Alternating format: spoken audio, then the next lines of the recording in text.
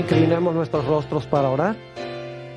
Padre Celestial, te damos gracias por el privilegio tan grande de encontrarnos en este lugar para estudiar tu palabra. Pedimos, Padre, que nos des claridad de pensamiento y corazones dispuestos a recibir la semilla de la verdad. Te damos gracias por escuchar nuestra oración, pues te lo pedimos en el precioso nombre de tu Hijo, Cristo Jesús. Amén. Ustedes recuerdan que en Daniel el capítulo 2, el rey Nabucodonosor vio una gigantesca imagen. Esa imagen tenía la cabeza de oro, el pecho y los brazos de plata, el vientre de bronce, las piernas de hierro, y luego los pies tenían hierro. 10 dedos de los pies tenían hierro, pero se le añadió otro elemento diferente, un elemento extraño que no era un metal, que dice la Biblia que era barro de alfarero. Y luego se vio una gigantesca roca que pegó en los pies de esa imagen, la desmenuzó y la piedra se convirtió en una gigantesca montaña. Tenemos revelada en este pasaje bíblico, tenemos revelado el futuro del mundo desde los días del rey Nabucodonosor. La cabeza de oro representa a Babilonia. El pecho y los brazos de plata representan a Medo-Persia. El vientre de bronce representa a Grecia. Las piernas de hierro representan a Roma, el imperio romano. Los 10 dedos de los pies representan las 10 divisiones de Roma, del imperio romano. Y el barro representa la iglesia que se unió con el Estado después que el imperio romano se dividió. Ahora, es importante que tengamos en mente esta secuencia, porque en nuestro tema de hoy vamos a estudiar particularmente desde las piernas para abajo. Vamos a hablar de las piernas, los 10 dedos y el barro. Ahora, otra profecía que necesitamos repasar, la profecía de Apocalipsis, el capítulo 12. Es una profecía que comienza en el Antiguo Testamento. Y sabemos eso porque hay una mujer que está embarazada y tiene un bebé en su vientre y el bebé no ha nacido todavía. Ese bebé es Jesús. Es decir, que cuando Juan ve a la mujer, Jesús no ha nacido todavía. Es el periodo del Antiguo Testamento. Pero luego el niño nace. Y cuando el niño nace, dice que un dragón se para al lado de la mujer para devorar a su hijo cuando el hijo nazca. Todos sabemos que ese dragón primordialmente representa a Satanás, pero también representa el poder romano que procuró matar a Jesús, porque Satanás empleó a Herodes para tratar de matar a Cristo. Lo interesante es que esa cuarta bestia, como vamos a ver en Daniel 7 y en Apocalipsis 13, tenía 10 cuernos, según Apocalipsis 12 y el versículo 3, como la imagen tenía 10 dedos. Y luego encontramos que la iglesia, la mujer, huye al desierto durante un periodo de 1260 años después que el niño asciende a Dios y a su trono. Es perseguida la mujer por un sistema político religioso, la misma amalgama de los pies de la imagen. Es decir, que Apocalipsis 12 y Daniel 2 siguen la misma secuencia. Ambos comienzan en el Antiguo Testamento. En Apocalipsis el capítulo 12, el dragón es lo mismo que las piernas de hierro. Los 10 cuernos del dragón representan lo mismo que los 10 dedos de los pies. La coalición de la iglesia con el Estado que gobierna 1260 años es representado por el barro que se mezcla con el hierro en los pies. Es decir, tenemos la misma secuencia en estas dos profecías. Tenemos Babilonia, Medo-Persia, Grecia, Roma que es representado por las piernas de hierro y por el dragón que quiere matar al niño. Y luego tenemos 10 dedos, 10 cuernos que tiene el dragón. Y entonces tenemos el barro que se une con el hierro. Y en Apocalipsis, el capítulo 12, tenemos la mujer que huye al desierto, perseguida por este poder político religioso. Es decir, que la profecía de Apocalipsis 12 y la profecía de Daniel 2 son profecías paralelas. Ahora, en nuestro estudio de hoy vamos a analizar otra profecía que es paralela. En efecto, vamos a analizar dos profecías que son paralelas a la de Daniel 2 y la de Apocalipsis 12. Vamos a estudiar en primer lugar la profecía de Daniel 7. Y luego vamos a pasar a hablar de la profecía de Apocalipsis 13 y los versículos 1 al 10. Así que busquen en sus Biblias conmigo Daniel el capítulo 7. Es decir, detrás de Daniel 7, detrás de Apocalipsis 13, detrás de Apocalipsis 12 está Génesis 3:15. El dragón que quiere matar al niño, está enemistado con el niño. Eso es Génesis 3:15. Luego, el dragón o la serpiente enojado con la mujer.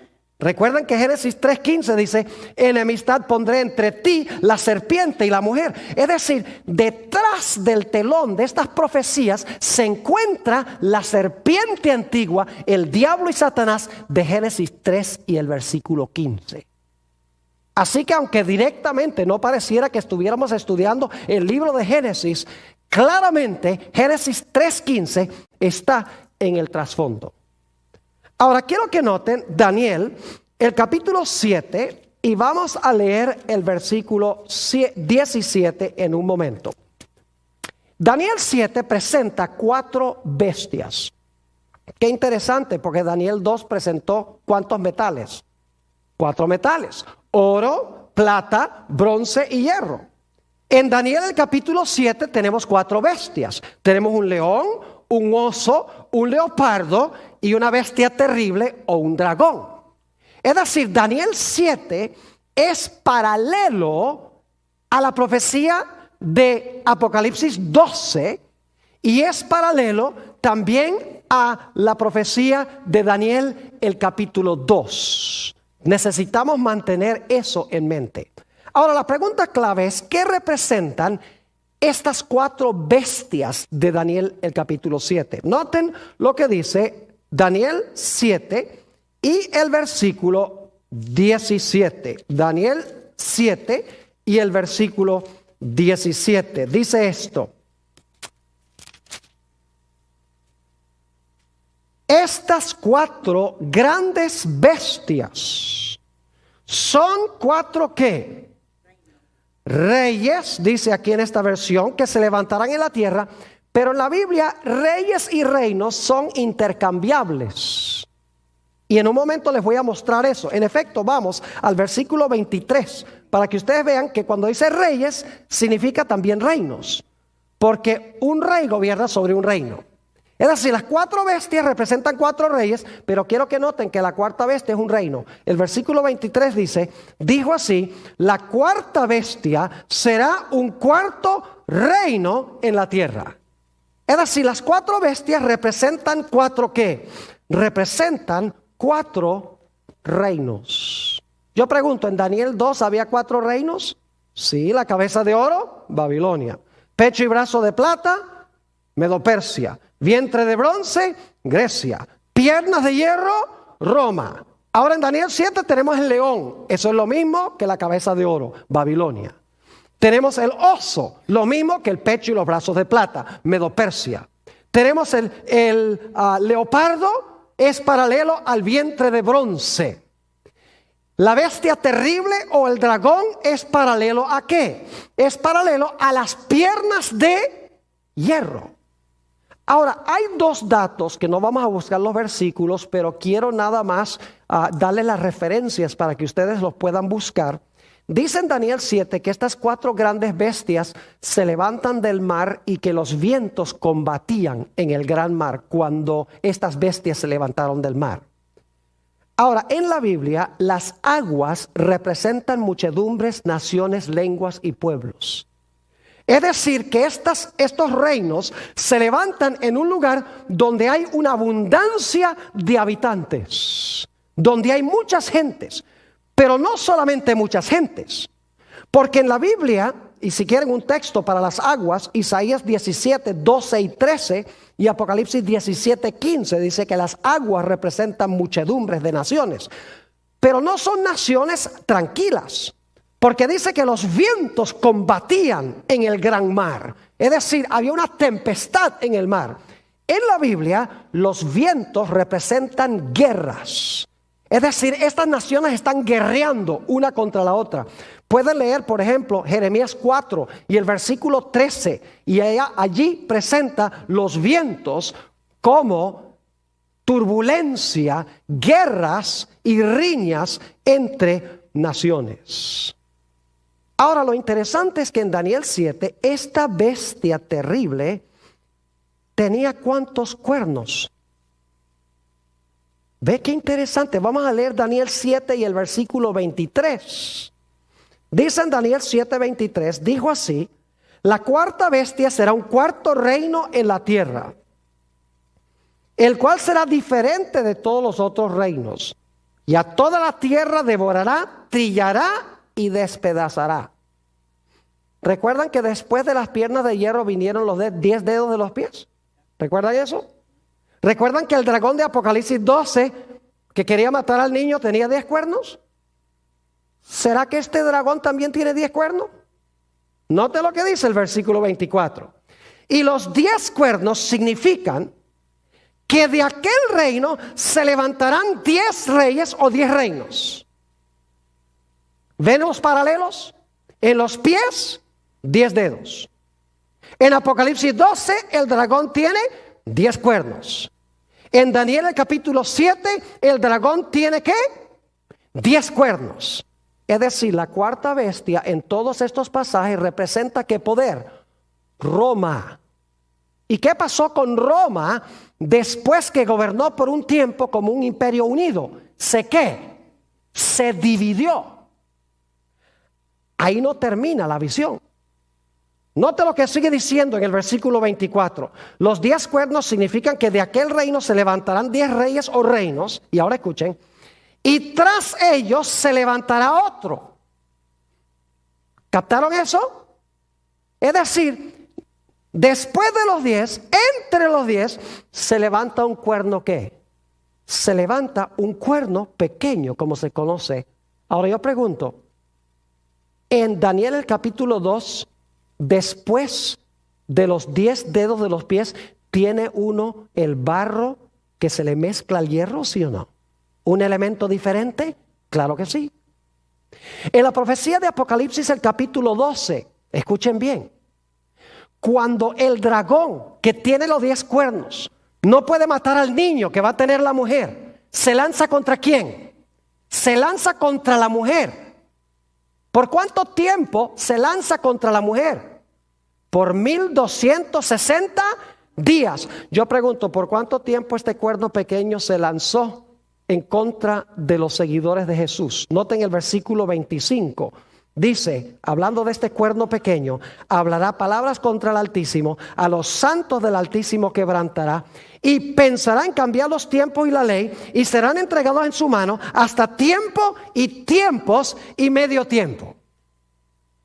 ¿Es paralelo Daniel el capítulo 7 a las otras profecías? Claro que sí.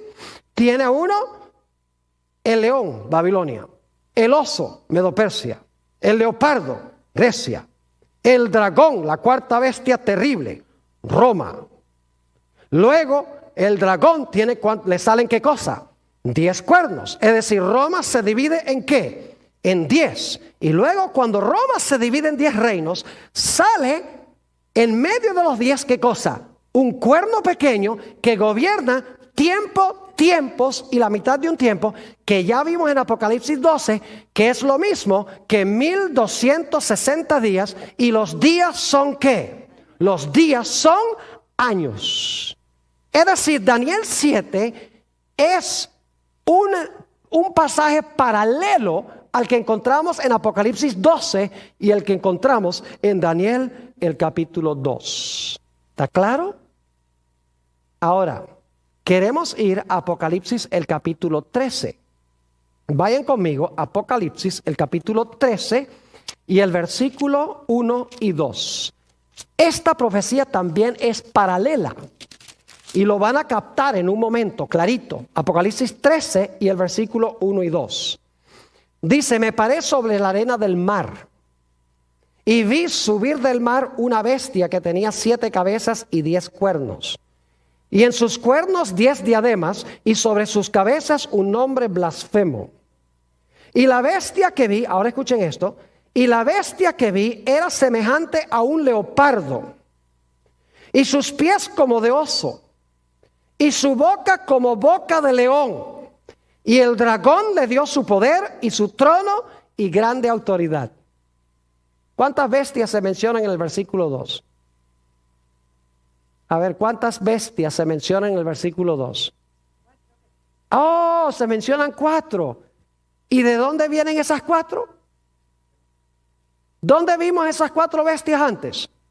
En Daniel 7. ¿Hay un león en Apocalipsis 13? Sí. ¿Hay un oso? Sí. ¿Hay un leopardo? Sí. ¿Hay un dragón? Claro que sí. Entonces yo pregunto, ¿Apocalipsis 13 sigue el mismo orden que encontramos en Daniel 7? Claro que sí. Pero ahora quiero que noten un detalle muy interesante. En Daniel, el orden de las bestias es león, oso, leopardo, dragón. Mientras que en Apocalipsis el capítulo 13 el orden está invertido. Es dragón, leopardo, oso, león. Si miran el versículo 2. Porque en Daniel 7 es león, oso, leopardo, dragón, mientras que en Apocalipsis 13 es el orden contrario. Es muy sencillo. Cuando escribe Daniel, él está viviendo en los días de Babilonia, del león, y está mirando hacia adelante. Mientras que Juan está escribiendo en el tiempo de la 4ª bestia, vive en el tiempo de Roma y está mirando hacia atrás. ¿Me están entendiendo lo que estoy diciendo? Pero es la misma visión vista desde 2 diferentes momentos. Daniel desde el tiempo del león y Juan desde el tiempo de ¿qué? Desde el tiempo del dragón, porque él está viviendo en el periodo del dragón. Ahora, ¿cuántos cuernos tiene este dragón de Apocalipsis 13? Bueno, dice que el dragón, ya lo leímos en el capítulo 12, que el dragón tiene ¿cuántos cuernos? El dragón tiene 10 cuernos. Así que tenemos también aquí el dragón con los 10 cuernos. Ahora, ¿qué etapa siguió en las otras profecías? Después del dragón de los 10 cuernos que vino.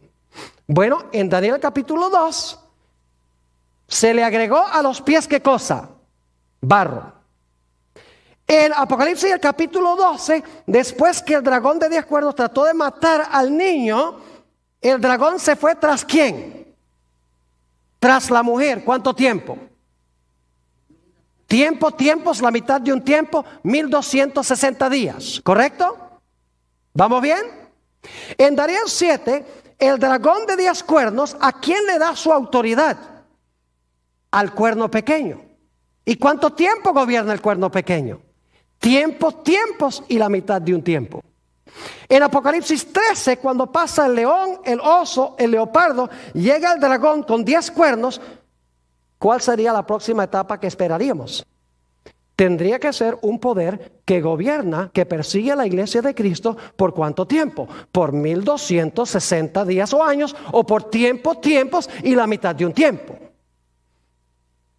Y esa es la bestia a quien el dragón, según leemos en Apocalipsis 13, si vuelven allí conmigo otra vez, dice en el versículo 2, la última parte, la bestia que vi era semejante a un leopardo, sus pies como de oso, su boca como de león, y el dragón le dio su poder y su trono y grande autoridad. Igual que el dragón de 10 cuernos le da su autoridad al cuerno pequeño, aquí este dragón de Apocalipsis, el capítulo 12, que tiene los 10 cuernos, le da su autoridad ¿a quién? Le da su autoridad a la bestia. Es decir, el cuerno pequeño es lo mismo que ¿qué? Es lo mismo que la bestia. Ahora vayan conmigo un momento, Apocalipsis 13 y el versículo 5, para que ustedes vean que la bestia gobierna el mismo periodo de tiempo.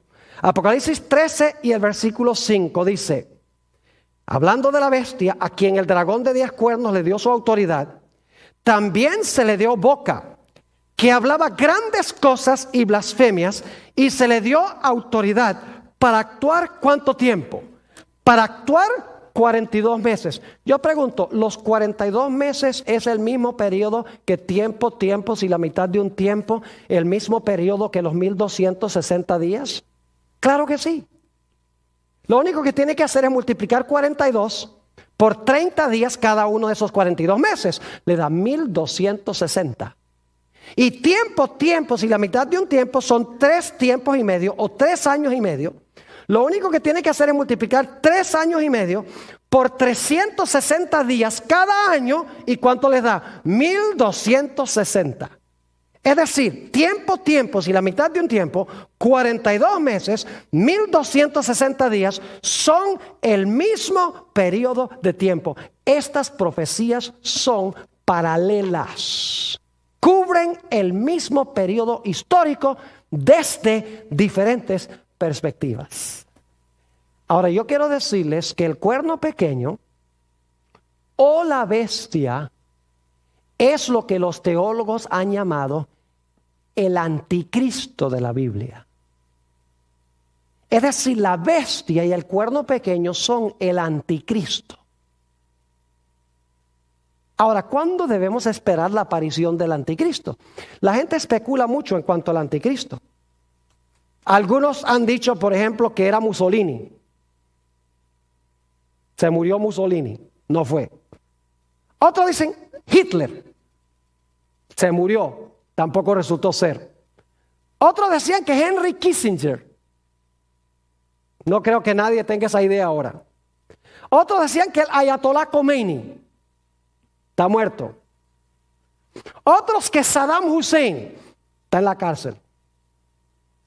Otros que el presidente de Irán, que está ahí ahora. Inclusive he oído a algunos decir que posiblemente George Bush sea el anticristo. Yo quiero decirles que nosotros no necesitamos especular ni adivinar. Lo único que tenemos que hacer es seguir la secuencia de la profecía. Lo único que hay que ver es el flujo de la historia. Babilonia, Medo-Persia, Grecia, el Imperio Romano dividido en 10, y luego del Imperio Romano dividido en 10 aparece el cuerno pequeño, o el Imperio Romano le da su poder a la bestia. Ahora, lo que yo quiero hacer en lo que resta de nuestro estudio de hoy es analizar con ustedes 12 características del cuerno pequeño y de la bestia. Y se van a dar cuenta que no hay que adivinar qué representa este poder. La Biblia deja muy en claro qué representa el cuerno pequeño y qué representa la bestia. No tenemos que conjeturar. Lo único que tenemos que hacer es mirar las características y luego buscar en la historia a quién le cuadran esas características. Y se van a dar cuenta que hay un solo poder en el mundo a quien le cuadran todas estas características. Así que vamos a mirar en lo que nos resta del tema 12 características del cuerno pequeño o de la bestia. Característica número 1. Daniel 7 y el versículo 8. Daniel, el capítulo 7 y el versículo 8. Dice allí, en Daniel 7 y el versículo 8, mientras yo contemplaba los cuernos, son los 10 cuernos que tiene el dragón, He aquí que otro cuerno pequeño salía, ¿qué? Entre ellos. ¿A dónde se levantó el cuerno pequeño? Entre los ¿qué? Entre los 10. Ahora, ¿qué representan los 10 cuernos? Los 10 cuernos son las 10 divisiones de Roma, del Imperio Romano. Cuando las tribus bárbaras invadieron del norte, se parcelaron lo que era Europa, es decir, se dividieron lo que antes había sido el Imperio Romano occidental. Es decir, la primera característica nos indica de que ese cuerno pequeño tiene que levantarse ¿a dónde? Si los 10 cuernos representan las divisiones del Imperio Romano, que hoy es Europa, ¿dónde tiene que levantarse este poder? Tiene que levantarse ¿dónde? En Europa. Tiene que levantarse entre los 10, porque los 10 cuernos son las 10 divisiones en que fue dividido el Imperio Romano. Son las naciones de Europa hoy. Algunas de esas tribus se llamaban, por ejemplo, los francos. De ahí viene Francia. Los alemani. De ahí vienen los alemanes. Los anglosajones. De ahí vienen los ingleses. Los suevos. Los vándalos, los ostrogodos. Es decir, lo que hicieron estas tribus bárbaras que invadieron del norte fue parcelarse lo que era el Imperio Romano y formar las naciones que hoy son las naciones de Europa. Si el cuerno pequeño se levanta entre esos 10 reinos, tiene que levantarse geográficamente. ¿A dónde? Tiene que levantarse en Europa. Pero la profecía es más específica. Note lo que dice Daniel 7 y el versículo 24. Daniel, esta es nuestra segunda característica. Primera característica, tiene que levantarse en Europa. Segunda característica es más específica. Noten el versículo 24. Dice, y los 10 cuernos significan que de aquel reino se levantarán 10 ¿qué? Reinos, y tras ellos se levantará otro, el cual será diferente de los primeros, y a 3 reyes derribará. Ahora yo pregunto, ¿qué representa el dragón? El dragón representa a Satanás, pero también representa ¿qué poder? ¿Quién trató de matar al niño? Roma. Yo pregunto, ¿los 10 cuernos se levantaron de Roma? ¿De la cabeza del dragón que es Roma? Sí. ¿El cuerno pequeño también se levantó de la cabeza del dragón que es Roma? Quiere decir entonces que el cuerno pequeño tiene que ser ¿qué? Tiene que ser romano, porque se levanta de la cuarta bestia que es Roma. Además de eso, en Apocalipsis 13, no lo vamos a leer, en Apocalipsis el capítulo 13 nos dice que el dragón de Apocalipsis 12, que trató de matar al niño, le dio su trono, su poder y su autoridad a la bestia. El dragón es Roma, así que Roma le dio su autoridad a la bestia. Es decir, la bestia recibió su poder ¿de quién? De Roma. Es decir, este poder no solamente se levanta generalmente entre los reinos de Europa, sino que tiene que levantarse ¿a dónde? Tiene que levantarse de Roma. Tercera característica. Note lo que dice Daniel 7 y el versículo 24 otra vez. Dice, y los 10 cuernos significan que de aquel reino se levantarán 10 reyes o reinos. Y ahora escuchen esto. Y tras ellos, ¿qué significa tras ellos? Después de ellos, ¿verdad? Y tras ellos se levantará otro, el cual será diferente de los primeros, y a 3 reyes derribará. ¿Nota la secuencia? Primero el dragón gobierna ¿qué? Solo. Luego al dragón le salen ¿qué cosa? 10 cuernos. Y luego, después de los 10 cuernos, tras los 10 cuernos, se levanta el cuerno ¿qué? Se levanta el cuerno pequeño. Yo pregunto entonces, ¿el cuerno pequeño se levanta después que los 10 cuernos están ahí en la cabeza del dragón? Claro que sí. Ahora la pregunta clave es, ¿cuándo es que el Imperio Romano quedó dividido en 10 reinos? Les voy a dar la fecha ahora y lo vamos a estudiar en nuestro próximo tema más específicamente. Les voy a decir por qué esta es la fecha.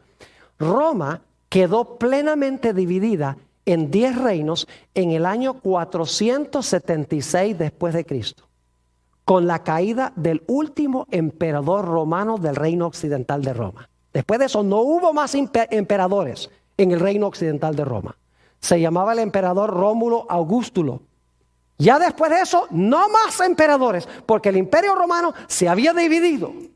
Es decir, si el cuerno pequeño se levanta después que están los 10, tiene que levantarse después de qué fecha? Tiene que levantarse después del año 476 después de Cristo. 3 características hasta ahora. Número 1, se va a levantar entre los reinos de Europa. Número 2, más específico, va a ser un poder romano, porque se levanta en la cabeza del dragón, que es Satanás, usando a Roma. En tercer lugar, tiene que levantarse después de qué fecha? Tiene que levantarse después del año 476, porque se levanta después que los 10 están allí. Y los 10 están completos en el año 476. Cuarta característica. Noten otra vez Daniel el capítulo 7 y el versículo 8. Daniel 7 y el versículo 8. Dice: mientras yo contemplaba los cuernos, he aquí que otro cuerno pequeño salía entre ellos, y delante de él fueron, ahora escuchen esto, fueron arrancados, ¿qué cosa? 3 cuernos de los primeros. ¿Qué hizo el cuerno pequeño cuando se levantó? Con 3 de los 10. Dice que arrancó a 3 de los 10 que estaban allí. Yo pregunto, ¿tienen que haber estado los 10 para que el pequeño pudiera arrancar 3? Pues claro que sí, eso es lo más lógico. ¿Cómo va a arrancar 3 si no están ahí?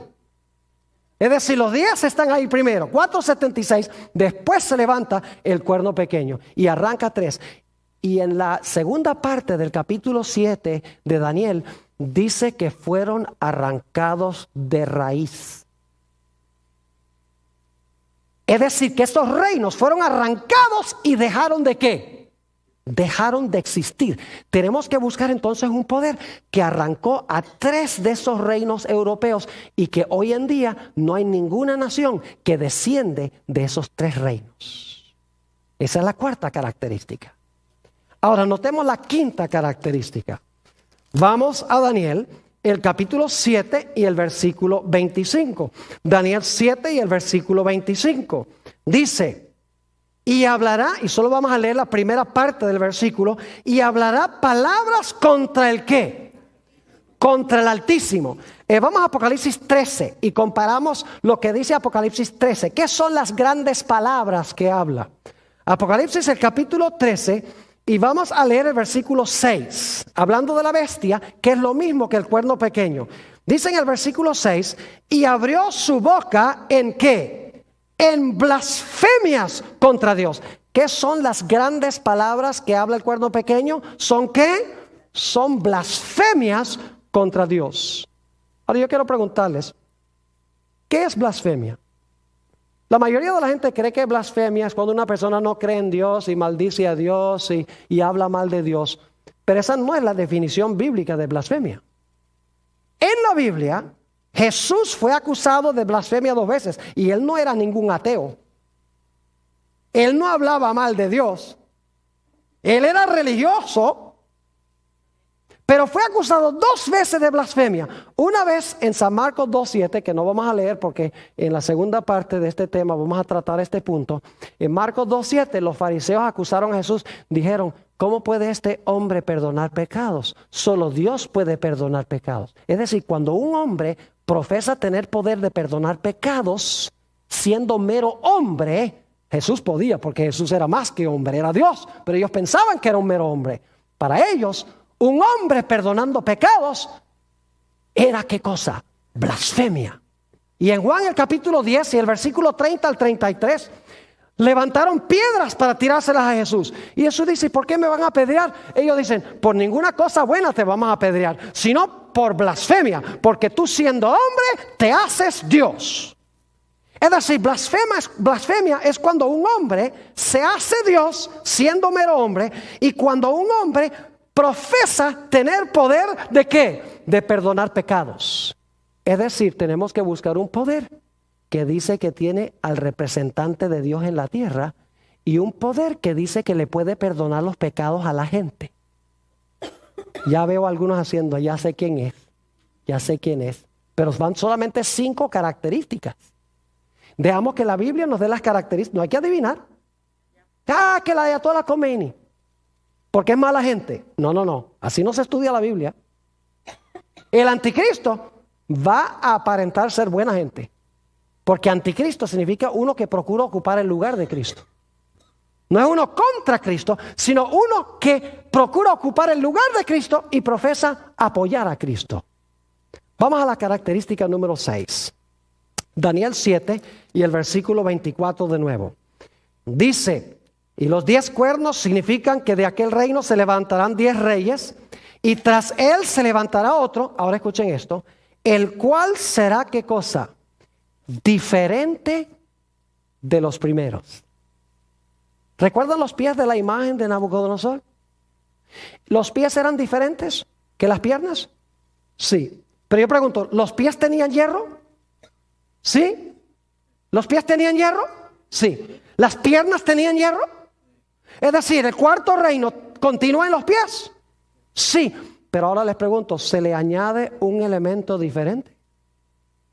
¿Es diferente los pies? Sí, porque no solamente es el hierro de Roma, no solamente es Roma dividida en 10 reinos, que son los 10 de los pies, sino que se le agrega el barro, que ya hemos estudiado, representa ¿qué cosa?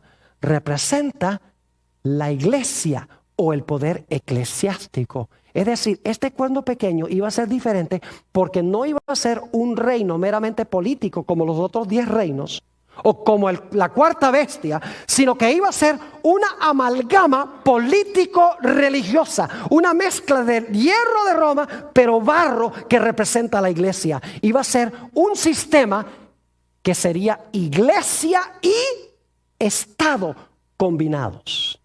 Esa es la sexta característica. Iba a unir la iglesia con el Estado. Iba a ser un sistema político-religioso. Vamos a la séptima característica. Daniel 7 y el versículo 21. Daniel 7, 21. Fíjense lo que hacía el cuerno. Dice, y veía yo que este cuerno hacía guerra contra los santos y ¿qué? Oh, los vencía. Es decir, le iba bien, mataba a los santos. ¿Recuerdan en Apocalipsis 12 que se lanzó contra la mujer para tratar de matar a la mujer? Es lo mismo, ¿verdad que sí? Es decir, estas profecías son paralelas. Noten el versículo 25. Y hablará palabras contra el Altísimo. Y a los santos del Altísimo, ¿qué? Quebrantará. Es decir, este iba a ser un poder ¿qué? Que iba a perseguir al pueblo de Dios y matar al pueblo de Dios. Iba a ser un poder político religioso que iba a matar a los seguidores de Jesús. ¿Están empezando a captar un cuadro interesante? Vamos a la característica número 8. Daniel 7 y el versículo 25 nuevamente. Dice, hablará palabras contra el Altísimo y a los santos del Altísimo quebrantará. Y ahora escuchen esto. Y pensará en cambiar los tiempos y la ley. En un momento vamos a hablar de la ley. Esa es la siguiente característica. Pero pensó que podía cambiar ¿qué cosa? Los tiempos. Es decir, el cuerno pequeño, la bestia, pensaba que podía cambiar los tiempos. Obviamente son los tiempos de Dios, porque habla palabras contra Dios, persigue a los santos de Dios, así que los tiempos tienen que ser también de Dios. ¿Pero qué significa esa palabra tiempos? Esa palabra tiempos significa el calendario profético que Dios ha establecido de cómo se van a cumplir las profecías. Yo pregunto, ¿ha establecido Dios que las profecías se van a cumplir en cierto tiempo, en cierto lugar, con ciertos poderes, sí o no? Claro que sí.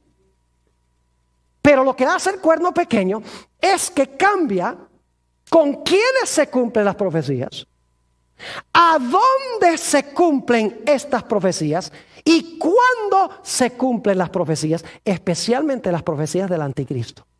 Es decir, cambia el panorama profético de Dios, desordena, por así decirlo, el orden de eventos proféticos, el lugar y las personas con quienes se van a cumplir las profecías. Y usted dice, ¿cómo sabe usted, pastor, que la palabra tiempo significa eso? Porque en la Biblia la palabra tiempo se usa repetidamente para hablar de profecías. Por ejemplo, Dios le dijo a Nabucodonosor, 7 tiempos pasarán sobre ti. En Daniel capítulo 4 le está profetizando que en 7 años él iba a ir a comer hierba. Cuando habla del cuerno pequeño dice que iba a gobernar tiempos y la mitad de un tiempo. Fíjese cómo se expresa con la palabra tiempos. En el libro de Hechos de los Apóstoles, cuando el Señor Jesucristo estaba reunido con los discípulos dicen: Señor, ¿vas a restaurar en este tiempo el reino de Israel? Y Jesús le dice: no es para ustedes saber los tiempos que el Padre ha guardado en su propia potestad. Es decir, no es para ustedes saber si esa profecía se va a cumplir ahora o no. Pero es interesante que la palabra tiempos allí se refiere a eventos proféticos. Es decir, este cuerno pequeño iba a procurar cambiar el cumplimiento de las profecías. Pero dice también, y esta es la característica número 9, dice no solamente que iba a pensar cambiar los tiempos, sino que cosa. Iba a pensar que podía cambiar la santa ley de Dios.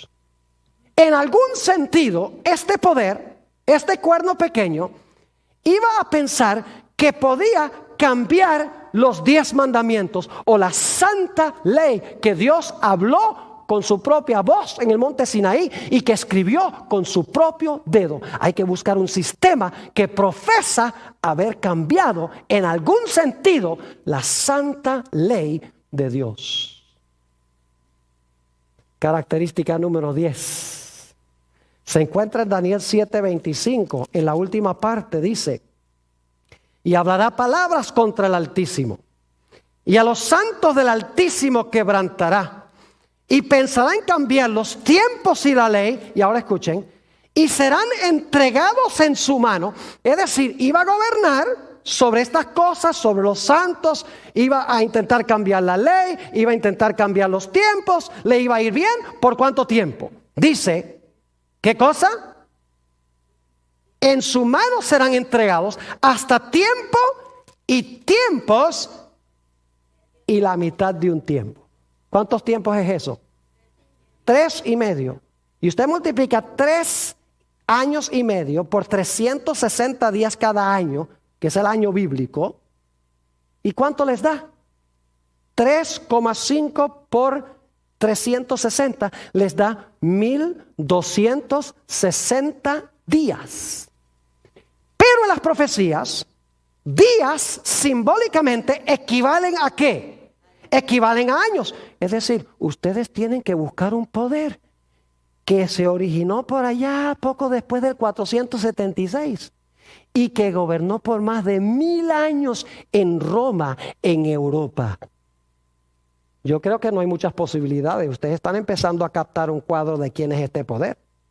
No lo digo yo, lo dice la Escritura, por las características que presenta la Biblia. Ahora vamos a Apocalipsis 13 para nuestras últimas 2 características.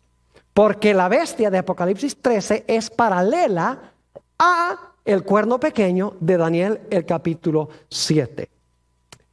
Si usted lee Daniel 7, usted se lleva la impresión de que el cuerno pequeño iba a gobernar nada más 1260 años.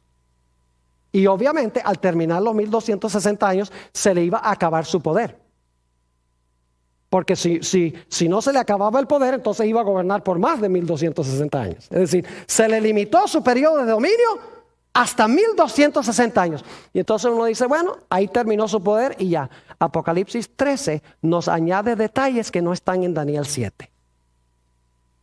Algo iba a pasar con esta bestia cuando terminara su periodo de dominio, pero luego, después que perdiera su dominio, algo extraordinario iba a suceder. Noten Apocalipsis, el capítulo 13, Apocalipsis, el capítulo 13, y vamos a leer el versículo 3. Apocalipsis 13 y el versículo 3.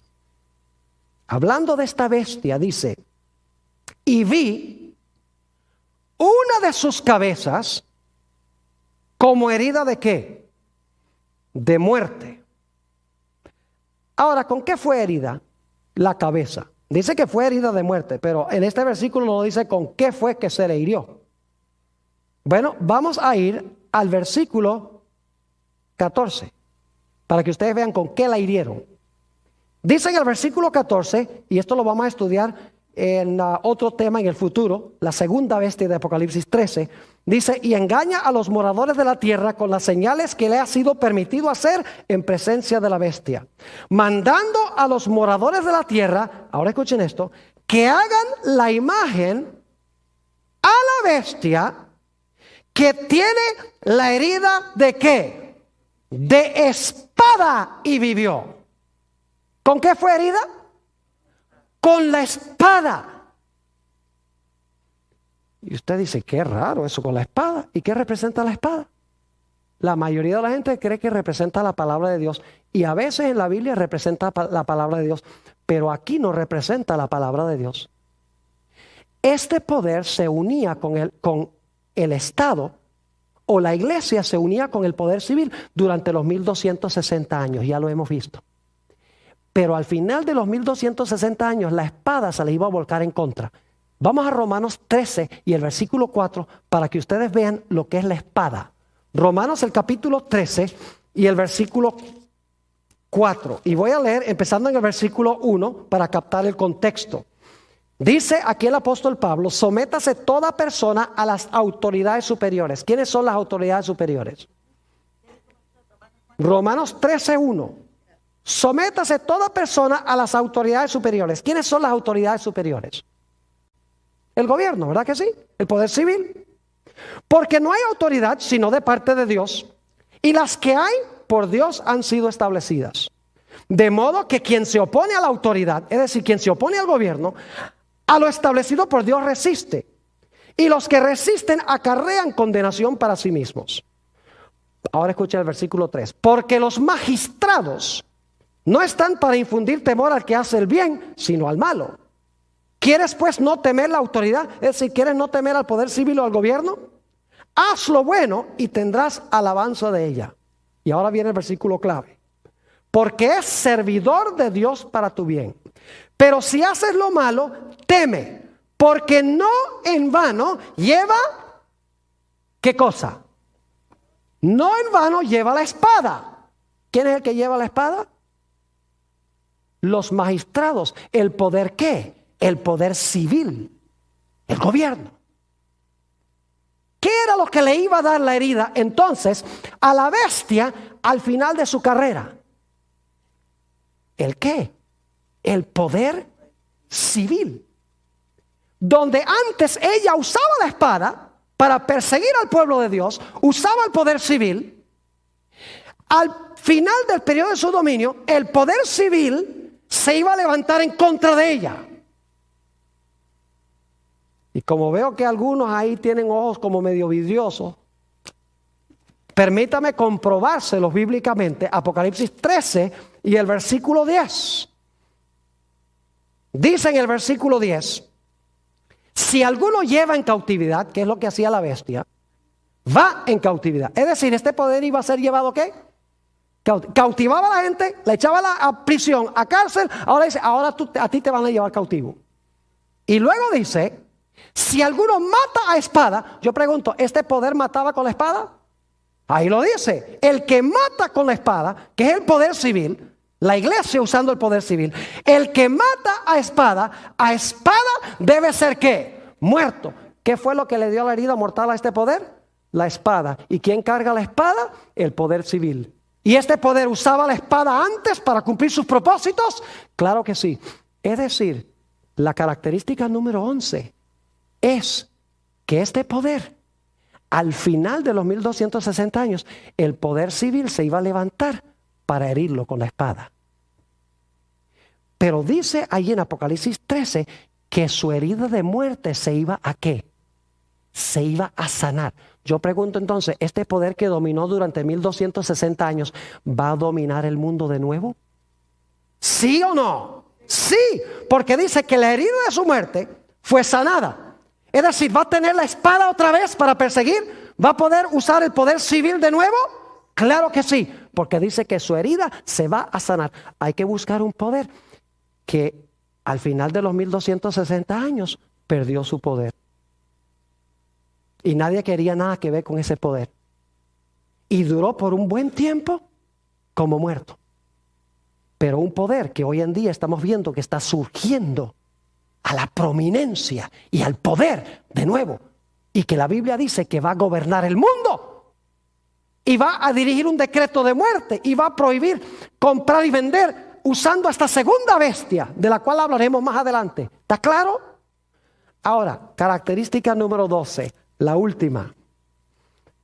Noten lo que dice Apocalipsis, el capítulo 13 y el versículo 18. Este poder tiene un número muy interesante.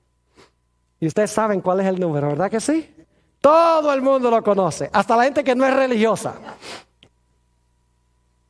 ¿Saben que en Nuevo México hay una carretera que es la número 666? Y por ahí estaba viendo un reporte de que pasan cosas bien raras en esa carretera 666. Porque el diablo se la rebusca para asustar a la gente. Pero esa carretera nada tiene que ver con la bestia. Se los aseguro. Porque Nuevo México no está en Roma. Note lo que dice el versículo 18. Aquí hay sabiduría. El que tiene entendimiento cuente el número de la bestia. ¿Qué tiene la bestia? ¿Tiene un qué? Un número. Pues es número de qué? Oh, número de hombre. Es decir, la bestia tiene un número. Es número de un hombre.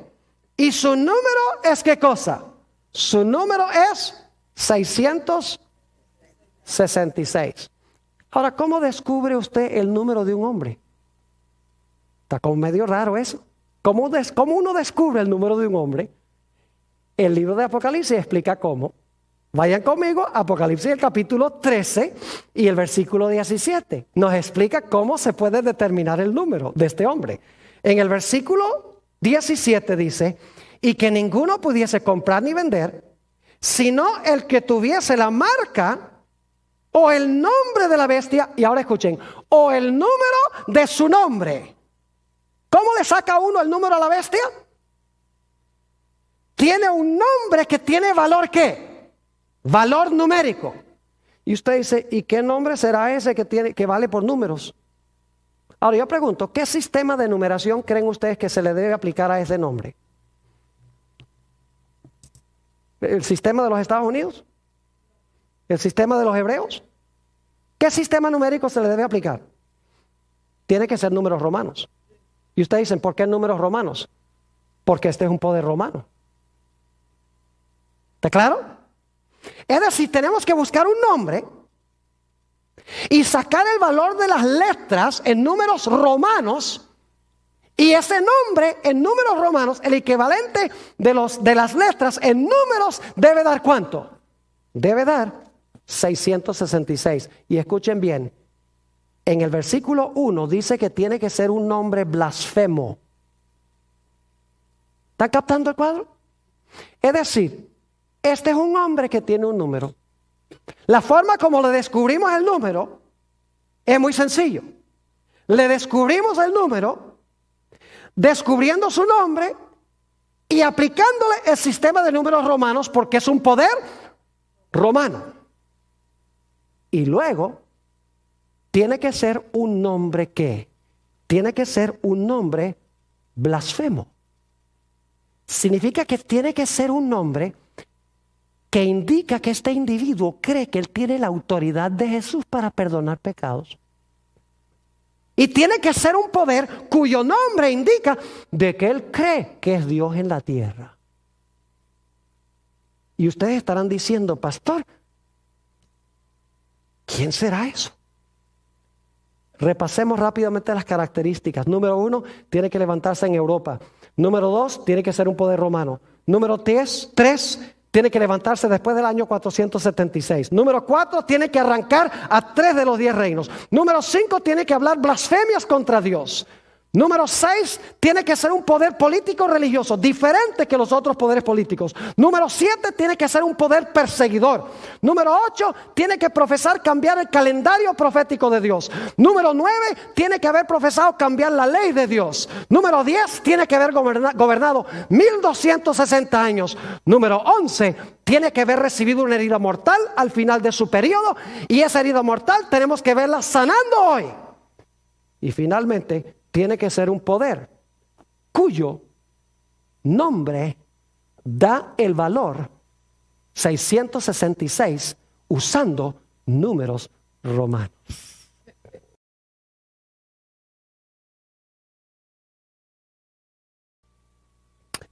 Ahora, lo que quiero hacer en los próximos minutos es hablar del cumplimiento de esta profecía. De esta profecía del cuerno pequeño y de la bestia. Antes de identificar el poder representado por estos símbolos, necesito hacer una aclaración. Vamos a hablar de un sistema muy bien conocido por todos los que estamos aquí. Y los que están viendo vía satélite en diferentes partes del mundo de habla hispana, yo creo que cuando vieron la primera presentación ya se imaginan cuál es este poder. Quiero decirles que hay muchas personas sinceras que aman a Dios dentro de este sistema. No estamos diciendo que todas las personas que pertenecen a este sistema son apóstatas. Hay muchos que aman a Dios y son verdaderos hijos de Dios. Estamos hablando es del sistema. Estamos hablando de la organización de este sistema. No estamos hablando de todos los individuos que pertenecen al sistema. Porque Dios tiene mucho verdadero pueblo en este sistema. Porque dice en Apocalipsis 18 que Dios llama a su pueblo a salir de Babilonia. Dice, salid de ella, pueblo mío. Es decir, que Dios tiene mucho pueblo en Babilonia. Gente sincera que ama a Dios, que cuando oye estas cosas, dice, yo no sabía esto, yo tengo que salir de este sistema. Así que quiero que quede absolutamente claro que no estoy criticando personas individuales dentro de este sistema. Lo que estamos haciendo es analizando el sistema, la organización a la luz de la Sagrada Escritura. Vamos a mirar las 12 características y cómo se cumplieron en este sistema. Les voy a decir de plano, desde este momento, ¿qué sistema es representado por el cuerno pequeño y la bestia? No cabe duda alguna de que estos poderes o estos símbolos representan a la Iglesia Católica Apostólica Romana. Ojalá yo no tuviera que decir eso, porque yo tengo inclusive amigos que son católicos romanos. Aman a Dios, son sinceros, como les he mencionado, pero las características hablan de por sí mismas. Y cuando yo acepté el llamado para predicar, le prometí a Dios que iba a predicar toda la verdad, aunque se desplomaran los cielos. No porque odio a la gente, sino porque amo a la gente. Y quiero que la gente se salve de los sistemas que están contemplados en las profecías. Primera característica, y aquí tengo unas hojas porque voy a leer varias citas históricas ilustrando cada punto. Se iba a levantar en Europa Occidental. Voy a leer algunas citas de historiadores, no les voy a dar de qué libro vienen ni de qué página, porque si consiguen el DVD, ahí están todas las referencias, dónde está, en qué página está y en qué libro está y quién es el autor. Por la premura del tiempo solamente les voy a leer las citas. Dice un historiador, el anticristo o el cuerno pequeño debe buscarse entre los 10 reinos del Imperio Romano Occidental. No lo digo yo, lo dice un historiador, Thomas Newton. Nuevamente dice, el anticristo o el cuerno pequeño debe buscarse entre los 10 reinos del Imperio Romano Occidental. Otro historiador, es un comentarista muy famoso, Albert Barnes, dice esto: aún los romanistas, es decir, los católicos, admiten que el Imperio Romano se dividió en 10 reinos como resultado de las incursiones de las naciones del norte, es decir, de las tribus bárbaras. Los mismos católicos admiten que Europa se dividió en varios reinos cuando el Imperio Romano Occidental cayó. Es decir, ellos mismos dicen que lo que hoy es Europa fue el resultado de esas invasiones bárbaras. Es decir, los historiadores nos dicen claramente que el cuerno pequeño, la bestia, se iban a levantar en medio de esos 10 reinos que son los reinos o los países de Europa Occidental. Esa es la primera característica. La segunda característica es que iba a ser un poder romano, porque se levanta el cuerno pequeño de la cabeza del dragón que representa Roma, Y el dragón le da su poder a la bestia, que es lo mismo que el cuerno pequeño. Ahora, fíjense los siguientes datos. Tiene que ser un poder romano. ¿Cómo se llama la Iglesia Católica? Se llama Iglesia Apostólica. ¿Católica, apostólica qué? Romana. ¿A dónde tiene su sede? En Roma. Si ustedes han ido al Vaticano, verán que la arquitectura es romana. El sistema de numeración que usan es el sistema de los números romanos. Su idioma oficial es latín. Además de eso, se le llama a su líder el sumo pontífice, que es el nombre que se le daba a los emperadores romanos antes de que se le diera al papa. Además de eso, claramente la religión del papado viene de Roma pagana. Ellos mismos admiten eso. El cardenal Gibbons, por ejemplo, que fue cardenal de Baltimore por mucho tiempo, dijo: nosotros no negamos que muchas de las cosas del Imperio Romano, nosotros las adoptamos y las cristianizamos, las bautizamos y las hicimos cristianas. Además de eso, teólogos católicos como Malaquías Martín, que es un jesuita, dice claramente que la organización de la Iglesia Católica sigue el mismo patrón de la organización política del Imperio Romano.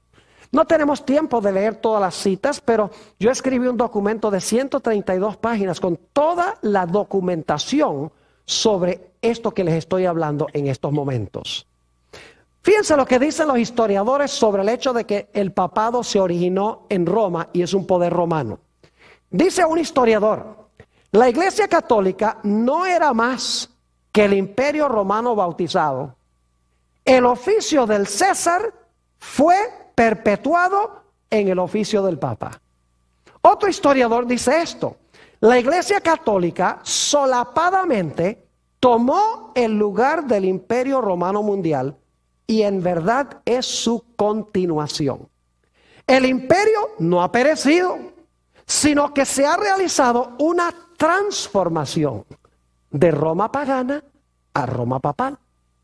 Otro historiador dice, hablando del papado, es una creación política tan imponente como un imperio mundial, pues es la continuación del Imperio Romano. Aún otro historiador dice, la Roma cristiana es la sucesora legítima de la Roma pagana.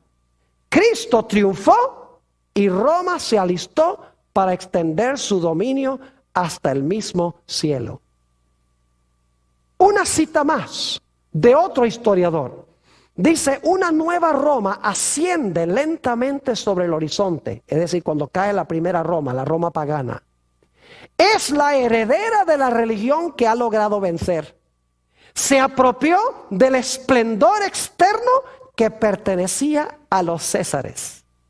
El emperador ya no es, pero el sumo pontífice vive aún. Ahora, el sumo pontífice es el vicario de Cristo, quien le ofrece a las tribus del norte la antigua civilización. Él los convierte a su credo y ellos le sirven como Padre y Juez Supremo.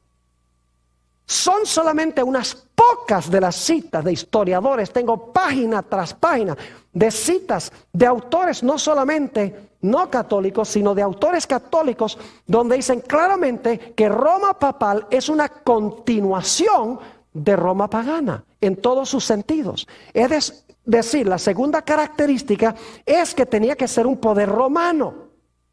Y la Iglesia Católica es un poder romano en todos sus sentidos, que se levantó en medio de las naciones de Europa. Tercera característica, tenía que levantarse después del año 476. Y la razón es que el Imperio Romano tenía que ser dividido antes que se levantara el cuerno pequeño. Ustedes recuerdan que los 10 cuernos estaban en la cabeza del dragón y tras los 10 sale el pequeño. Y los 10 reinos están completos, según los historiadores, en el año 476, cuando fue depuesto el último emperador de Roma Occidental o del Imperio Romano Occidental. Su nombre era Rómulo Augustulo. Después de eso, en el 476, no hubo más emperadores en Roma occidental. Ahora lo que había eran muchos reinos y pronto tomó el trono sobre estos reinos el obispo de Roma o el papa.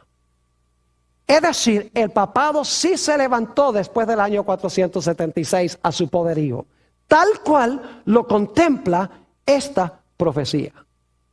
La cuarta característica, iba a arrancar de raíz a 10 de los reinos, o a 3 de estos 10 reinos, mejor dicho, en que se dividió el Imperio Romano. Históricamente esto se puede comprobar. En realidad, entre los 10 reinos que se establecieron allá en lo que había sido el Imperio Romano, había 3 reinos que eran rebeldes a la autoridad de la iglesia. Eran tribus arrianas, es decir, eran seguidores de Arrio. Ahora, lo que enseñaba Arrio era que Jesús fue un ser creado, fue la primera criatura de Dios el Padre. Y claro, la iglesia no enseñaba eso. La iglesia enseñaba que Jesús es eterno Dios. Y por lo tanto, estos 3 reinos, los érulos, los vándalos y los ostrogodos, como enseñaban contrario a la iglesia contrató al imperio, al poder político del imperio, para desarraigar a estos 3 reinos. Y es interesante que el primer reino, los érulos, fueron arrancados en el año 493. Y en Europa hoy no hay ningún país que descienda de los érulos. En el año 534 fueron arrancados los vándalos, otra de estas tribus bárbaras que habían venido del norte, se habían posesionado de parte del territorio del Imperio Romano Occidental. Los vándalos fueron desarraigados en el año 534. No hay ninguna nación hoy en Europa que descienda de los vándalos. Finalmente, el último reino en ser arrancado de raíz fue el reino de los ostrogodos, cuando Roma cayó en el año 538. Y los ostrogodos tampoco tienen en Europa ninguna nación que desciende de ellos. Es decir, los érulos, los vándalos y los ostrogodos fueron arrancados de raíz. No hay ninguna nación en Europa hoy que descienda de ellos. Mientras que hay otras naciones que descendieron de tribus bárbaras. Los anglosajones son los ingleses, los francos, los franceses, los alemanes, los lombardos, los italianos. Es decir, de las demás divisiones de los otros 7 reinos, hay naciones en Europa hoy. Pero de estos 3 reinos, no hay ninguna nación que descienda de ellos. Fueron arrancados de raíz, tal cual lo dice la profecía. ¿Qué diríamos de la quinta característica? La quinta característica es que debe ser un poder que profesa ser Dios en la tierra y que pretende tener el poder para perdonar pecados. Yo quiero leerles algunas citas, no solamente de autores protestantes, porque alguno podría decir, bueno, eso es lo que dicen los protestantes. Yo les voy a leer citas de autores católicos ahora, no de autores protestantes, autores católicos mismos. La primera cita que quiero leer viene de la Enciclopedia Católica, tomo 3, la página 139. Escuchen lo que dice la Enciclopedia Católica. Dice: el Papa tiene tan grande dignidad y es ensalzado que no es un simple hombre, sino como si fuese Dios, el vicario del Hijo de Dios. El Papa tiene una dignidad tan sublime y suprema que, hablando con propiedad, no ha sido establecido en algún grado de dignidad, sino más bien ha sido colocado en la misma cúspide de todas las dignidades. El Papa es llamado Santísimo, porque únicamente Él es el vicario representante de Cristo, manantial, fuente de plenitud de toda santidad. El Papa es el monarca divino, emperador supremo, rey de reyes y señor de señores. De allí que el Papa lleva una corona triple, como rey del cielo, rey de la tierra y rey de las regiones inferiores. Además, esto es una enciclopedia católica, además, la autoridad y el poder del pontífice romano no se refieren solo a las cosas celestiales, a las terrenales y a las que están debajo de la tierra, sino que llegan hasta sobre los ángeles, pues es mayor que ellos. De manera que si se pudiera dar el caso de que los ángeles errasen en la fe o pensasen en forma contraria a la fe, podrían ser juzgados y excomulgados por el Papa. El Papa tiene tan grande dignidad y poder que forma uno con Cristo el mismo tribunal. La enciclopedia católica. La mayoría de los católicos no conocen esto. De las mismas fuentes católicas. Aquí está otra cita de otra enciclopedia católica que se llama Prompta Biblioteca. Dice esto: el Papa es como si fuese Dios en la tierra, solo soberano de los fieles de Cristo, principal rey de reyes y señor de señores, que tiene la plenitud del poder, a quien Dios, el omnipotente, le ha confiado no solo la dirección de lo terreno, sino también el reino celestial. El Papa tiene tan grande autoridad y poder que puede modificar, explicar, abolir, interpretar o cambiar aún las leyes divinas. Las leyes divinas. Fíjense lo que dijo León XIII. El Papa León XIII dijo: nosotros ocupamos sobre la tierra el lugar del Dios omnipotente. Fíjense lo que dijo el cardenal Bellarmino, un famoso cardenal de la época de la Reforma Protestante. Dijo esto: si el Papa errara imponiendo pecados y prohibiendo virtudes, es decir, si el Papa impusiera pecados y prohibiera virtudes, la Iglesia aún estaría obligada a considerar que los pecados son buenos y las virtudes son malas. Eso lo dice un cardenal, el cardenal Bellarmino, no lo dice un protestante. Aquí está otra cita sobre el asunto del perdón de los pecados. Leí citas de teólogos católicos donde hablan de la dignidad y el poder del Papa. Ahora escuchen lo que dicen en cuanto a perdonar pecados. El perdón de un solo pecado requiere toda la omnipotencia de Dios. Pero lo que solo Dios puede hacer por medio de su omnipotencia, lo puede hacer también el sacerdote. Cuando dice, ego te absolvo, es decir, yo te perdono. En verdad, no es exagerado decir que en virtud de su supremo oficio, los sacerdotes son otros tantos dioses. Esto lo dice San Alfonso de Ligorio en su libro La dignidad y los deberes del sacerdote o selva. Otra cita de San Alfonso de Ligorio es esta.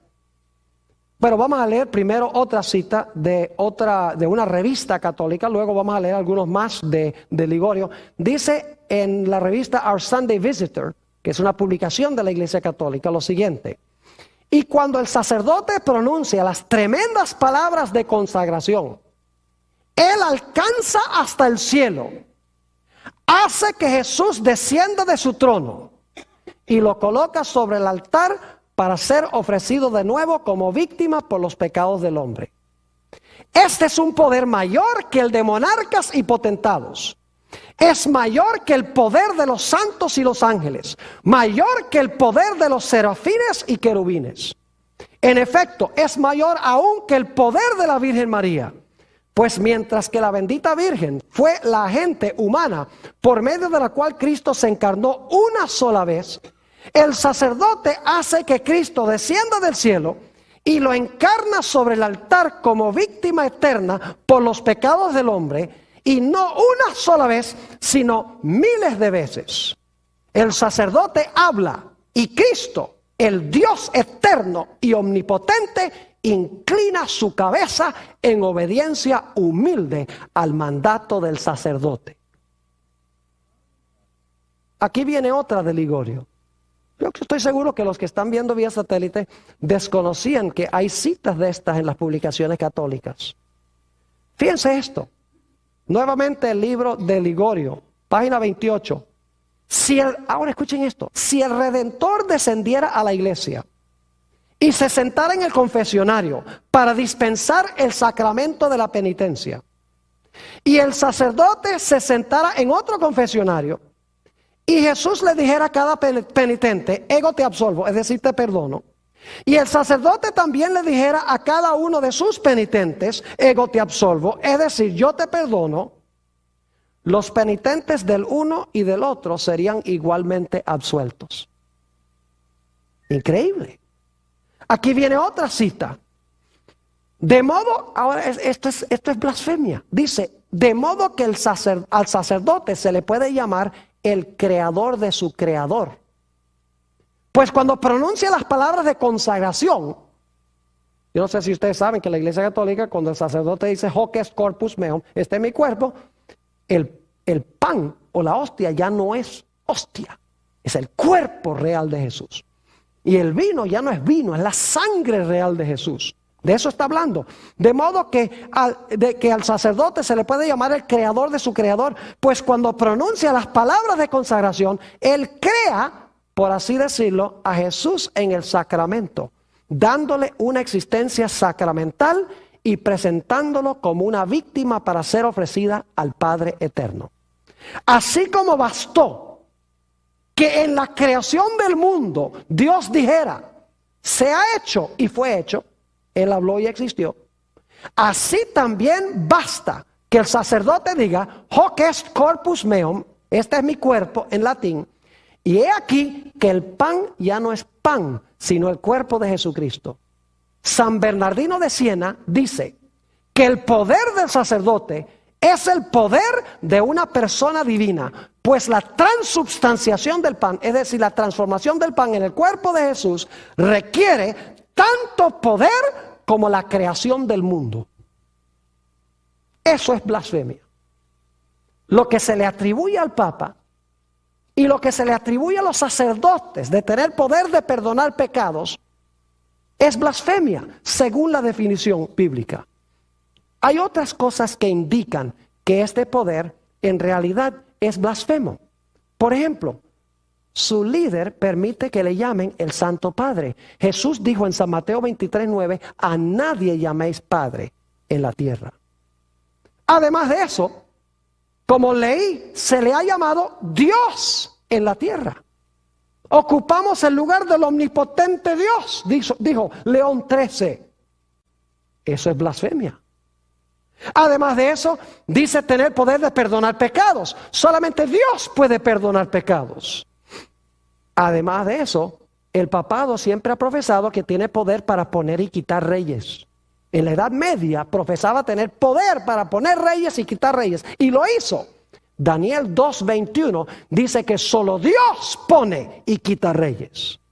Además de eso, la Iglesia Católica tiene un dogma donde dice que el Papa, cuando habla ex cátedra, es infalible en sus declaraciones.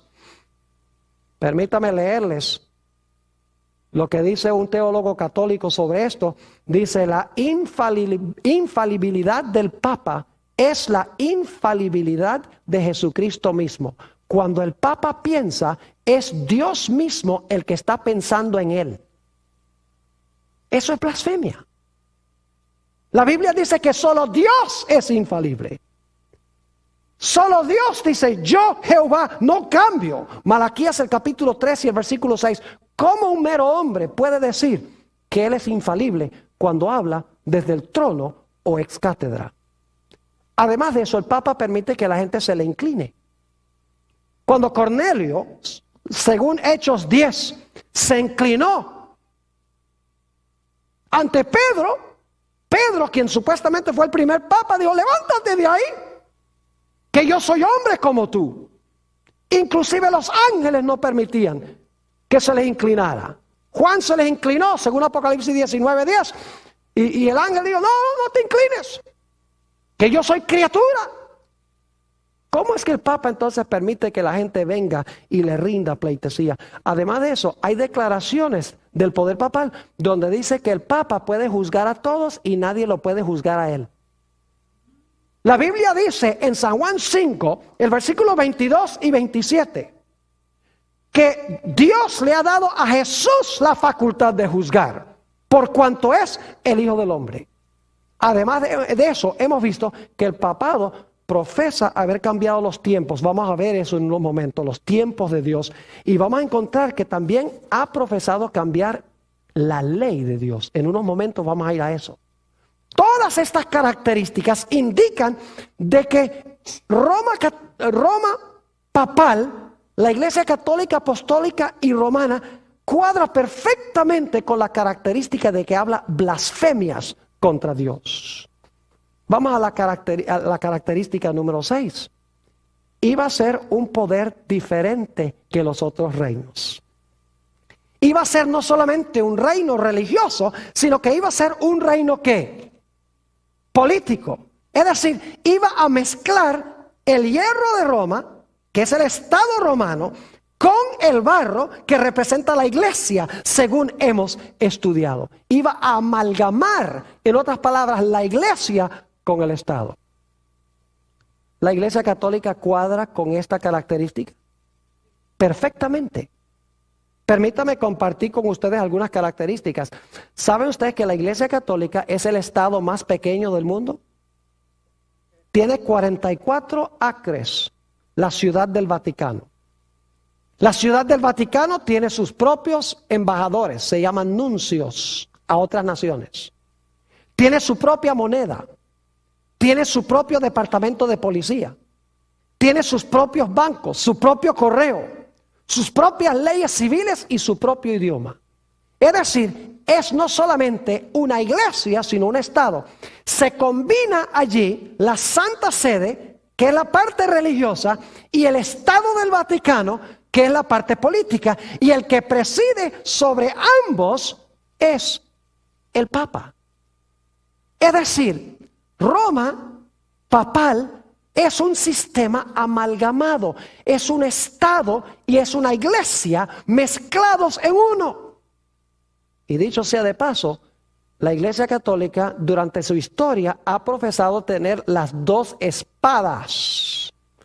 En una bula, que es una carta papal llamada Unam Sanctam, que fue enunciada en el año 1302, ahí dice que la Iglesia Católica, nosotros tenemos las dos espadas. La primera espada es la espada de la iglesia y la segunda espada es la espada del Estado. Y fíjense, como estudiamos en nuestro primer tema de estos dos que estamos estudiando, nos dimos cuenta que este poder usaba la espada.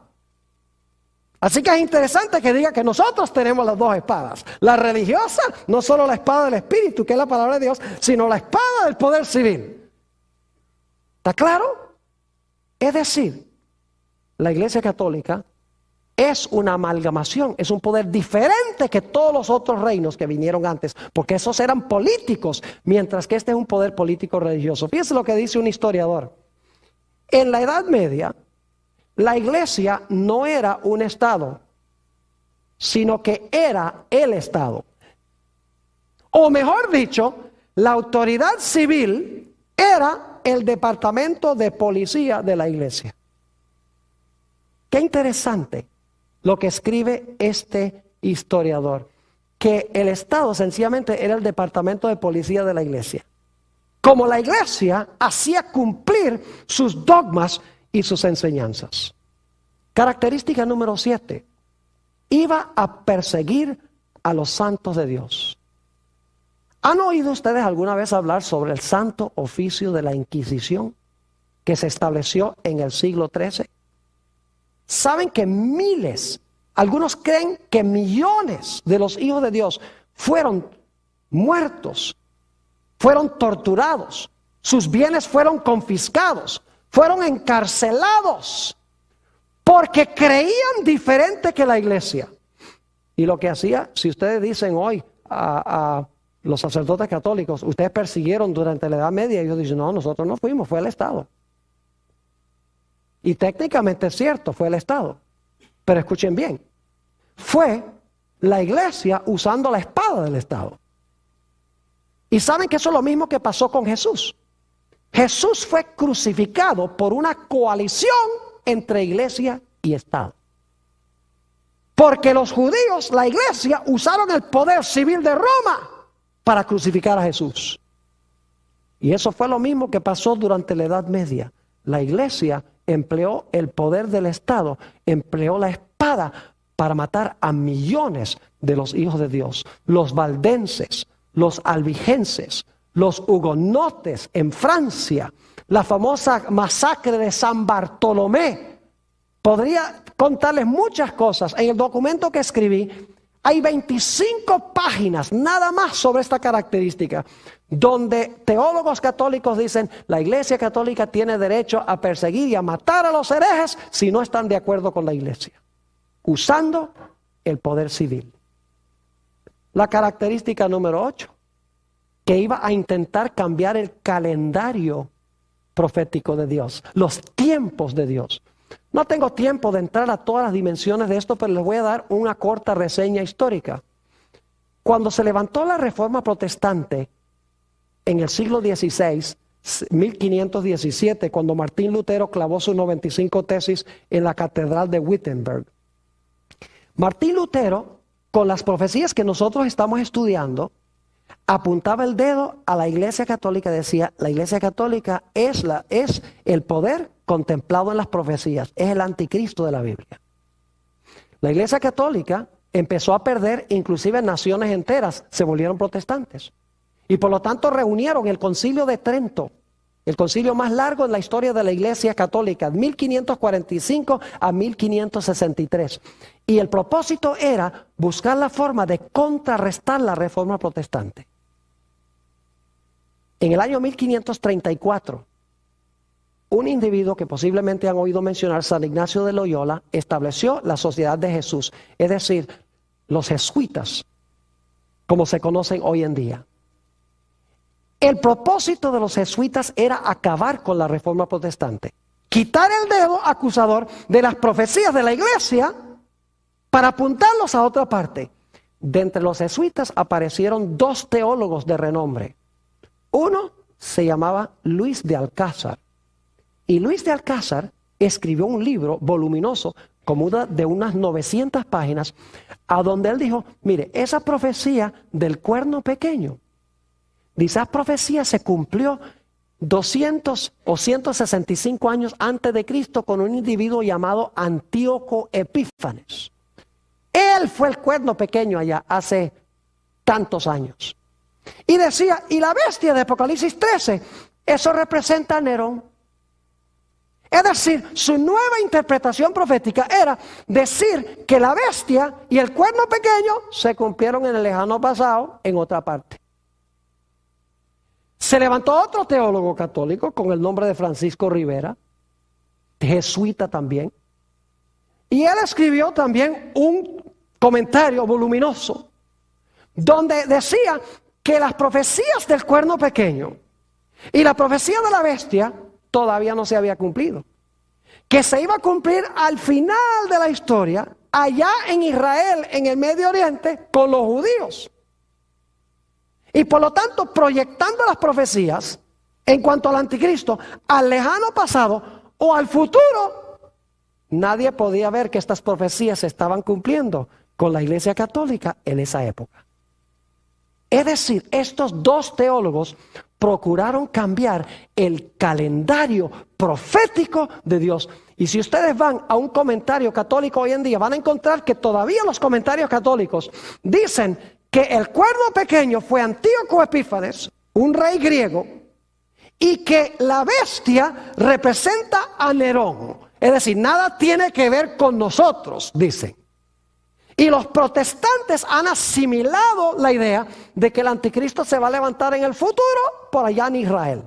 Es decir, la Iglesia Católica desvió los ojos del lugar y con quiénes y cuándo se iban a cumplir las profecías bíblicas.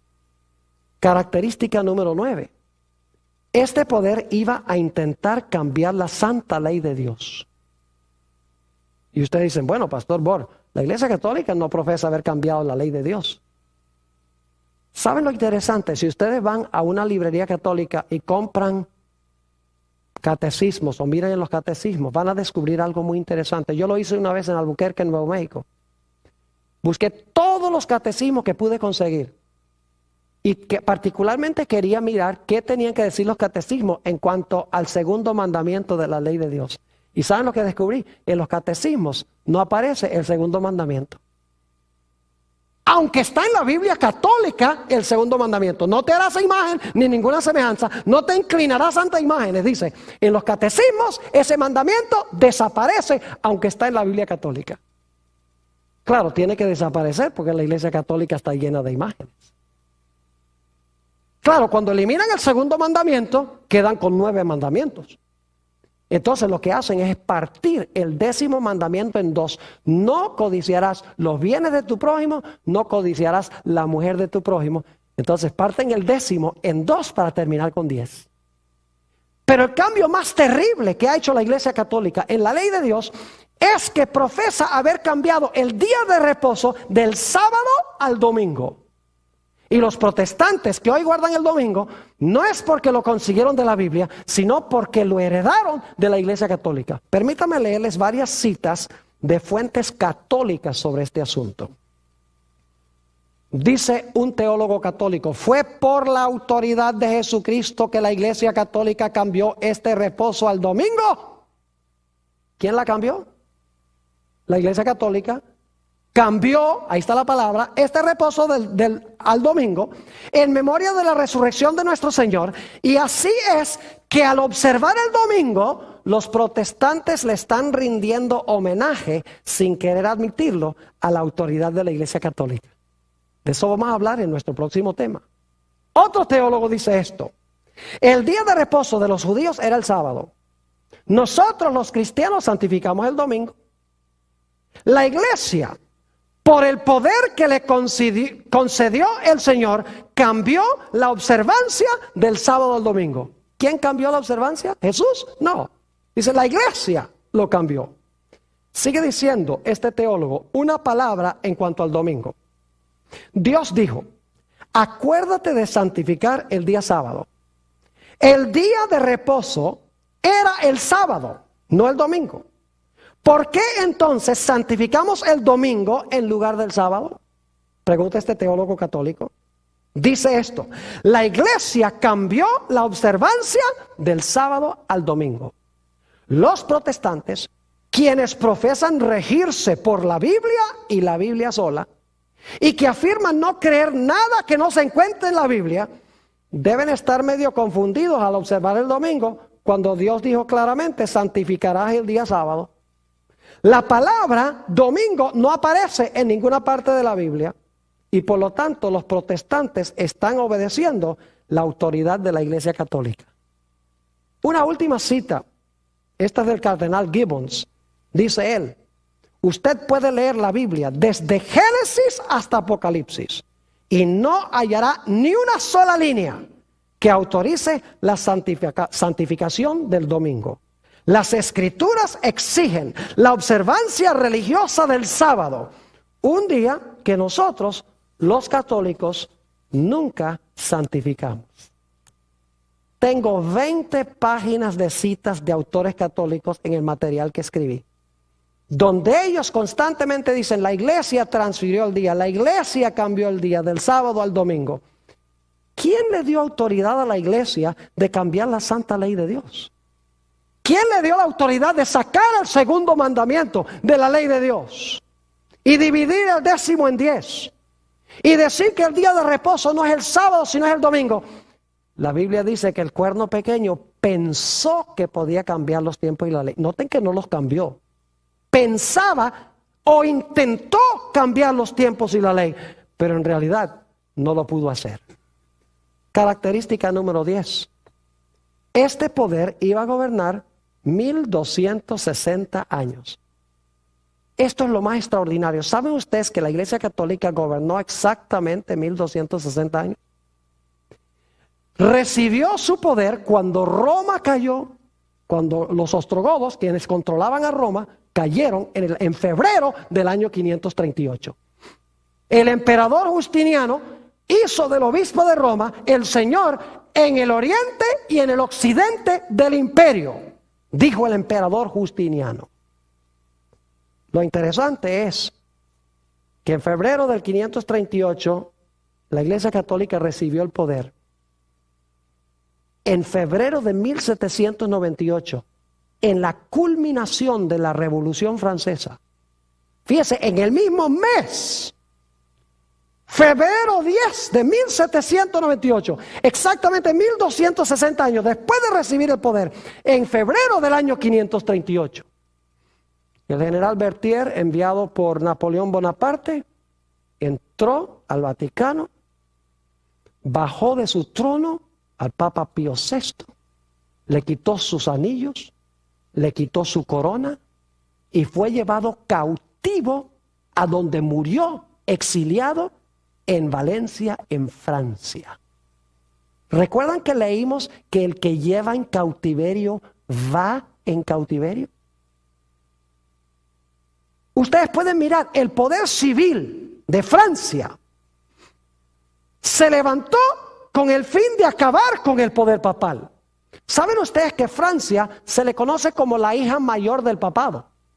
Porque Clodoveo, el rey de los francos, fue el primero en darle poder a la Iglesia Católica. Pero fue Francia en la Revolución Francesa y deponiendo al Papa de su trono que le quitó el poder exactamente 1260 años después de recibir su poder. Característica número 11. Después de la herida mortal, la herida se le iba ¿a qué? A sanar. ¿Estamos viendo hoy el sanamiento de esa herida? Escuchen lo que decían los historiadores cuando cayó el papado en 1798. Dice uno, el papado, claro, ellos no conocían la profecía de Apocalipsis 13, el papado estaba extinto. No quedaba ni un vestigio de su existencia. Y de todos los poderes católicos romanos, ninguno levantó ni un solo dedo para defenderlo. La ciudad eterna ya no tenía príncipe ni pontífice. Su pontífice estaba muriendo en tierras extranjeras y ya se había dado el decreto de que no se permitiría la elección de un sucesor. El historiador dice, el papado estaba extinto, si tan solo pudiera haber vivido hoy. ¿Ustedes vieron el funeral de Juan Pablo II? ¿Vieron la cantidad de gente que fueron de todos los países a ese funeral? Incluyendo 4 presidentes de los Estados Unidos. ¿Vieron el escándalo que hicieron los medios de comunicación? Impresionante. Dice otro historiador, en cuanto a la caída del papado, con razón, la mitad de Europa creía que el veto de Napoleón, es decir, que no se iba a elegir otro papa, sería obedecido y que al igual que el papa, el papado estaba muerto. Otro historiador dice, las muchedumbres pensaban que el papado estaba a punto de morir y se preguntaban si Pío VI sería el último pontífice y si el cierre del siglo XVIII marcaría la caída de la dinastía papal. Otro historiador dice, el papado había sufrido su más profunda humillación y parecía estar aniquilado. La revolución les suministró, escuchen bien, una herida que según parecía no quería sanarse sino hasta fines del siglo XX. Y este es un historiador secular. Una herida que no quería sanarse sino hasta fines del siglo XX, dice este historiador.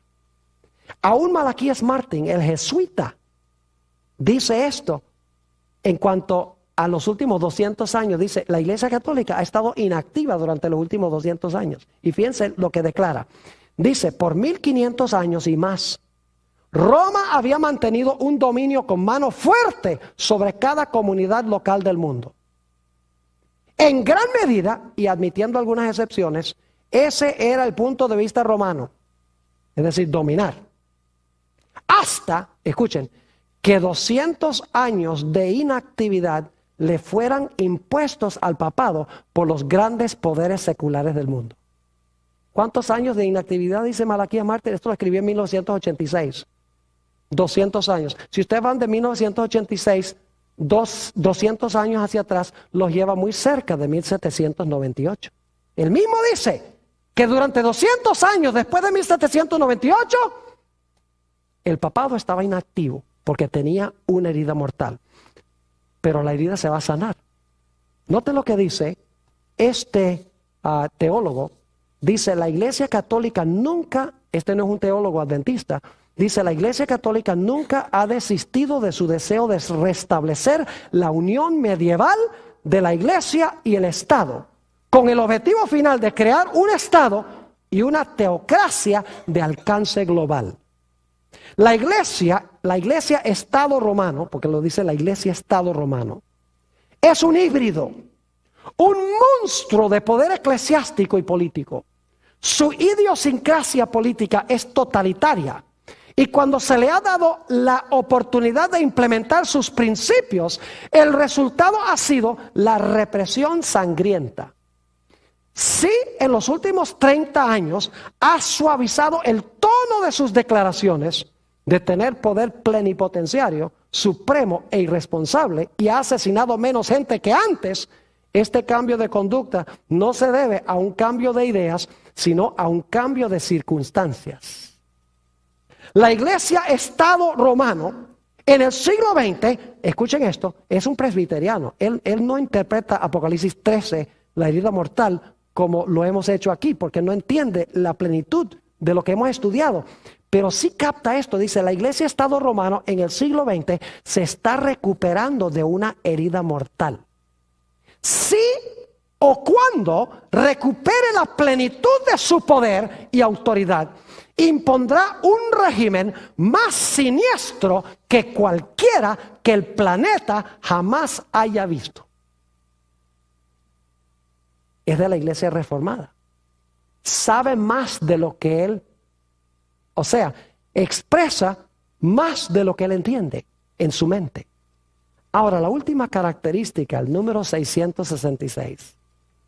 ¿Saben ustedes que el Papa a través de los siglos ha tenido un nombre especial que ha usado?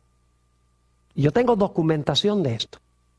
El nombre predilecto es vicario del Hijo de Dios. La palabra vicario significa uno que ocupa el lugar de, un sustituto. En realidad es el equivalente en latín de la palabra anticristo en griego. La palabra anticristo en griego no significa contra Cristo, sino que significa uno que procura ocupar el lugar de Cristo. Eso es lo que significa anticristos en el griego. Uno que procura ocupar el lugar de Cristo. Y en el latín, anticristos es vicarius filii Dei, vicario del Hijo de Dios. Ahora, si ustedes buscan el valor numérico, y lo van a tener en la pantalla para los que consiguen el DVD, van a encontrar que el nombre vicarius filii Dei, un nombre en latín, dicho sea de paso, si usted le busca la equivalencia numérica a las letras de ese nombre, van a encontrar que el valor numérico de vicarius filii Dei es 666. Uno de los nombres predilectos del obispo de Roma, vicarius filii Dei. Ahora, hay un detalle más que quiero compartir en cuanto al número 666. ¿Es ese un nombre blasfemo? ¿Quién se atreve a decir que Él es el sustituto de Jesús en la tierra? Que Él ocupa el lugar de Cristo en la tierra. ¿Quién se atreve? El que ocupa el lugar de Cristo en la tierra es el Espíritu Santo. Jesús dice, yo les voy a enviar otro consolador, otro como yo. Es decir, que el Papa está profesando ocupar el lugar del Espíritu Santo. Ahora, un último dato en cuanto al número 666. Sabemos que ese número tiene que aplicársele a alguien en Roma. Porque originalmente cuando el sistema de números romanos fue establecido, había solamente 6 números romanos. Hoy tenemos 7, tenemos la M. Pero la M fue agregada en el siglo II de la era cristiana. No era parte del sistema original de numeración que tenían los poetas latinos antes de Cristo. Interesante que si ustedes toman los 6 números romanos, excluyendo la M, y cuentan los 6 números romanos, 6, el 1 más el 5, más el 10, más el 50, más el 100, más el 500, el total de los números romanos es 666. Es decir, el anticristo debemos esperarlo en Roma. No cabe duda que representa este poder. Ojalá yo pudiera decir otra cosa, porque hay tanta gente sincera en este sistema. Pero las características claramente identifican a Roma papal como el cumplimiento de las profecías del cuerno pequeño y de la bestia. Y Dios llama a su pueblo sincero, que lo ama, a salir de ese sistema. En Apocalipsis 18 y el versículo 4, Jesús hace el llamado: salid de ella, pueblo mío, para que no seáis partícipes de sus pecados y que no recibáis de sus plagas. Que Dios nos ayude a escapar de este sistema.